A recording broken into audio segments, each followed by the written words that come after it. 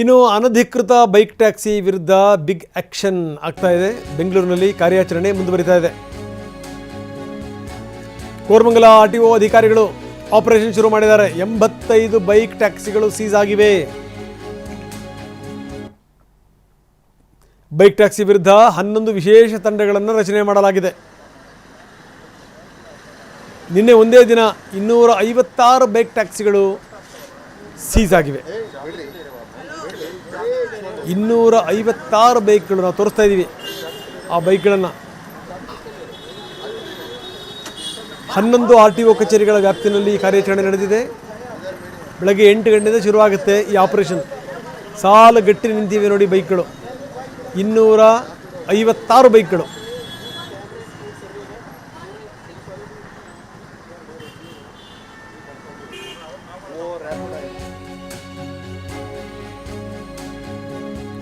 ನಿಯಮ ಉಲ್ಲಂಘನೆ ಮಾಡಿರುವಂಥವರು ಕಠಿಣ ಕ್ರಮವನ್ನು ಎದುರಿಸಬೇಕು.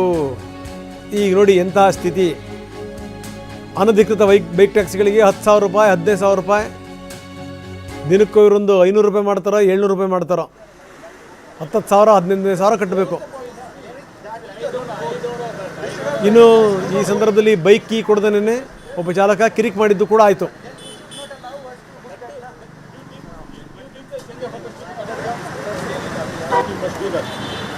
I can do that. First do all those things. Then you speak whatever the rest of the things. First you follow minimum rules. Follow the pressure others. Also our time is ಆಗುತ್ತೆ. ನಾವು ಬೇರೆ ಕೆಲಸ ಮಾಡೋದು.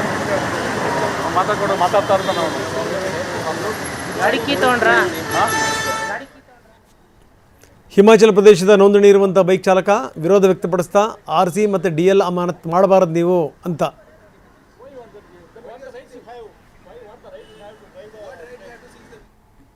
ಇವಾಗ ನಾವು ಈ ಥರ ಏನಾದರೂ ಬೈಕ್ ಟ್ಯಾಕ್ಸಿನ ಅನಧಿಕೃತವಾಗಿ ಇಲೀಗಲ್ ಆಗಿ ಆಪ್ರೇಟ್ ಮಾಡ್ತಾ ಇದ್ದರೆ ಆ್ಯಸ್ ಪರ್ ನಮ್ಮ ಮೋಟರ್ ವೆಹಿಕಲ್ ಆ್ಯಕ್ಟ್ ಅಡಿಯಲ್ಲಿ ರಿಜಿಸ್ಟ್ರೇಷನ್ ಪರ್ಪಸ್ ಮಿಸ್ಯೂಸ್ ಆಗುತ್ತೆ. ಹಾಗಾಗಿ ವೈಲೇಟಿಂಗ್ ದ ರಿಜಿಸ್ಟ್ರೇಷನ್ ಪರ್ಪಸಸ್ ನಾವು 5,000 ಪ್ಲಸ್ ರಿಮೈನಿಂಗ್ ಡಾಕ್ಯುಮೆಂಟೇಷನ್ಗೆ ಏನೇನು ದಂಡ ಇದೆ ಅದನ್ನು, ಮತ್ತು ಸೆಕ್ಷನ್ 53 ಅಡಿಯಲ್ಲಿ RC ಸಸ್ಪೆನ್ಷನ್ಗೂ ಕೂಡ ನಾವು ರೆಕಮೆಂಡ್ ಮಾಡ್ತೀವಿ. ಮತ್ತು ಅದರದ್ದು DL ಹೋಲ್ಡರ್ಸ್ಗೂ ಕೂಡ ನಾವು DL ಸಸ್ಪೆನ್ಷನ್ಗೆ ರೆಕಮೆಂಡ್ ಮಾಡ್ಬೋದಾಗಿದೆ. ಸೊ ಸೆಕ್ಷನ್ 53 ಅಡಿಯಲ್ಲಿ the purpose of registration either it is transport ಆಗಿರ್ಬೋದು, ನಾನ್ ಟ್ರಾನ್ಸ್ಪೋರ್ಟ್ ಆಗಿರ್ಬೋದು, ಅದನ್ನು ವೈಲೇಟ್ ಮಾಡಿದ್ರೆ ಈ ಮೋಟರ್ ಸೈಕಲನ್ನು ಸಾರಿಗೆ ವಿಭಾಗದಲ್ಲಿ ಬಳಕೆ ಮಾಡಿದ್ದೆ ಆದಲ್ಲಿ ಅದು ಫಾರ್ ಹೈಯರ್ ಆ್ಯಂಡ್ ರಿವಾರ್ಡ್, ಸ್ವಂತ ಬಳಕೆ ಇರೋದನ್ನು ವಾಣಿಜ್ಯ ಬಳಕೆಗೆ ಯೂಸ್ ಮಾಡ್ದಂಗೆ ಆಗುತ್ತೆ. ಹಾಗಾಗಿ ಅದನ್ನು ನಾವು ರಿಜಿಸ್ಟ್ರೇಷನ್ ಸಸ್ಪೆನ್ಷನ್ಗೆ section 53 of motor vehicle act ಅಡಿಯಲ್ಲಿ ಇದು ಪ್ರಕರಣ ದಾಖಲೆ. ಅಪರ ಸಾರಿಗೆ ಆಯುಕ್ತರ ನಿರ್ದೇಶನದಂತೆ ಕಂಟಿನ್ಯೂಸ್ ಆಗಿ ಇದನ್ನು ಮಾಡಬೇಕಂತ ಇದೆ. ಸೊ ಇದನ್ನು ಕಂಟಿನ್ಯೂಸ್ ಆಗಿ ಡ್ರೈವ್ ಮಾಡ್ತೀವಿ. ಆಮೇಲೆ ಈ ಯಾರು ಆ್ಯಪ್ ಇದ್ದಾರೆ ರ್ಯಾಪಿಡೋದವರಿಗೂ ಕೂಡ ಮೀಟಿಂಗ್ ಮಾಡಿದ್ದಾರೆ, ಅವರಿಗೆ ನೋಟಿಸು ಕೂಡ ಜಾರಿ ಮಾಡಿದ್ದಾರೆ. ಮುಂದಿನ ದಿನಗಳಲ್ಲಿ ಟಿಲ್ ಸುಪ್ರೀಂ ಕೋರ್ಟ್ ಆರ್ಡರ್ ಬರೋವರೆಗೂ ಕೂಡ ಅದನ್ನು ಈ ಆ್ಯಪಲ್ಲಿ ಕಸ್ಟಮರ್ಸನ್ನು ಅವರು ಇದು ಅಂದರೆ ಈ ಡ್ರೈವರ್ಗಳನ್ನು ಸೇರಿಸೋದಾಗಿರಲಿ, ವಾಹನ ಮಾಲೀಕರನ್ನು ಸೇರಿಸೋದಾಗಲಿ ಅದನ್ನು ಸ್ಟಾಪ್ ಮಾಡಬೇಕಂತ ನಿರ್ದೇಶನ ಕೊಟ್ಟಿದ್ದಾರೆ.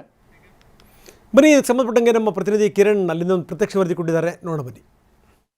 ಇಂದು ಕೂಡ ಬೈಕ್ ಟ್ಯಾಕ್ಸಿಯ ವಿರುದ್ಧವಾಗಿ ಈಗಾಗಲೇ ಸಾರಿಗೆ ಇಲಾಖೆ ಅಧಿಕಾರಿಗಳ ಕಾರ್ಯಾಚರಣೆ ಮುಂದುವರೆದಿರುವಂಥದ್ದು. ಸದ್ಯ ಈಗ K01 ಕೋರಮಂಗಲ RTO ಅಧಿಕಾರಿಗಳು HSR ಲೇಔಟ್ನಲ್ಲಿ ಈಗಾಗಲೇ ಕಾರ್ಯಾಚರಣೆಯನ್ನು ಆರಂಭ ಮಾಡಿರುವಂಥದ್ದು.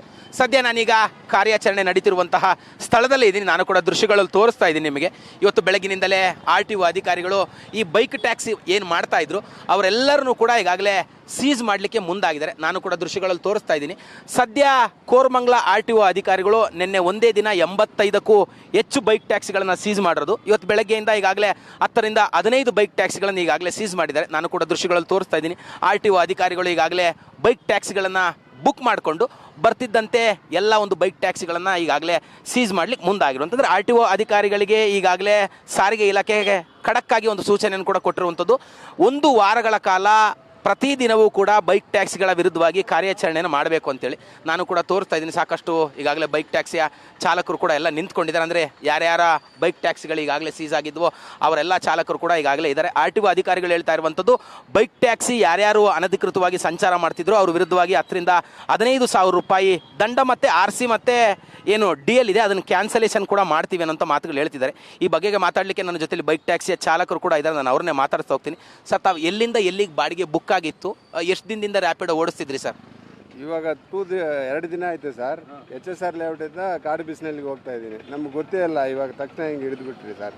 ನಾವೇನು ಮಾಡೋದು 2 ದಿವಸ ಆಯಿತು ನಾನು ಆನ್ ಮಾಡಿ, ಬೇಕಾದ್ರೆ ಮೊಬೈಲ್ ಚೆಕ್ ಮಾಡ್ಕೊಳ್ಳಿ. ಅಂದ್ರೆ ಈ ವಿಚಾರಕ್ಕೆ ಸಂಬಂಧಪಟ್ಟಂತೆ ತಾವು ಬೈಕ್ ಟ್ಯಾಕ್ಸಿ ಕಂಪನಿಗೆ ಮಾಹಿತಿ ಕೊಟ್ಟರೆ ಈ ಥರ ಸೀಸ್ ಮಾಡಿದ್ದಾರೆ RTO ಅಧಿಕಾರಿಗಳು ಅಂತ? ಅವ್ರ ಕಂಪ್ನಿಗೆ ಕಾಲ್ ಹೋಗ್ತಾ ಇಲ್ಲ, ಕಾಲ್ ಸೆಂಟ್ರಿಗೆ ಕಾಲ್ ಹೋಗ್ತಾ ಇಲ್ಲ. ಇದೇ ಫಸ್ಟ್ ಸರ್, ಇದೇ ಬಂದಿರೋದು, ಇವಾಗ ಬಂದಿರೋದು. 112 ರೂಪಾಯಿ ಅದೇನೋ ತೋರಿಸ್ತಾ ಇದ್ದು, ಅಟೆಂಡ್ ಮಾಡಿದೆ. ಇಲ್ಲೇ ಹಿಡಿದ್ಬಿಟ್ಟು ಪಕ್ಕದಲ್ಲಿ 500 ಮೀಟ್ರ್ ಮೂವ್ ಆಗಿಲ್ಲ. ನನಗೇನು ಹೇಳೋದಂತ ಗೊತ್ತಾಗ್ತಾ ಇಲ್ಲ ಸರ್. ನಮ್ಮ ಹತ್ರ ಅಷ್ಟು ದುಡ್ಡು ಎಲ್ಲಿದೆ ಸರ್? ಅಷ್ಟು ಕಟ್ಟೋಕ್ಕೆ ದುಡ್ಡು ಇಲ್ಲ. ಇವಾಗ ತಕ್ಷಣ ಮುಂಚೆ ನಮಗೆ ಎಲ್ಲ ಮೆಸೇಜ್ ಅಲರ್ಟ್ ಮಾಡಿದರೆ ನಾವು ಬರ್ತಾನೆ ಇಲ್ಲ.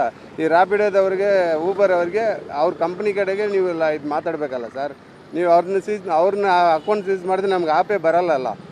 ಅಂದ್ರೆ ಇದು ಇಲ್ಲಿಗಲ್, ಇದಕ್ಕೆ ಅನುಮತಿ ಇರಲಿಲ್ಲ ಅನ್ನೋಂಥ ಮಾಹಿತಿ ಗೊತ್ತಿರಲಿಲ್ವ ತಮಗೆ ಅಂತ? ದೇವರನ್ನೇ ಗೊತ್ತಿಲ್ಲ ಸರ್ ನಮಗೆ. ಇವಿಷ್ಟು ಕೂಡ ಬೈಕ್ ಟ್ಯಾಕ್ಸಿಯಲ್ಲಿ ಬಂದಂಥ ಚಾಲಕರು ಹೇಳ್ತಾರೆ, ನಮಗೆ ಮಾಹಿತಿ ಗೊತ್ತಿರಲಿಲ್ಲ. ನೀವು ಅಪ್ಲಿಕೇಶನ್ನ ಬಂದ್ ಮಾಡಿದರೆ ನಾವು ಅಪ್ಲಿಕೇಶನ್ನ ಡೌನ್ಲೋಡ್ ಮಾಡಿಕೊಂಡು ಬಾಡಿಗೆನೇ ಹೋಗ್ತಾ ಇರಲಿಲ್ಲ ಅನ್ನೋಂಥ ಮಾತುಗಳನ್ನು ಕೂಡ ಈಗಾಗಲೇ ಹೇಳ್ತಾ ಇರುವಂಥದ್ದು. ಕ್ಯಾಮ್ರಾ ಪರ್ಸನ್ ಮುತ್ತು ಜೊತೆ ಕಿರಣ್ ಸೂರ್ಯ, TV9 ಬೆಂಗಳೂರು.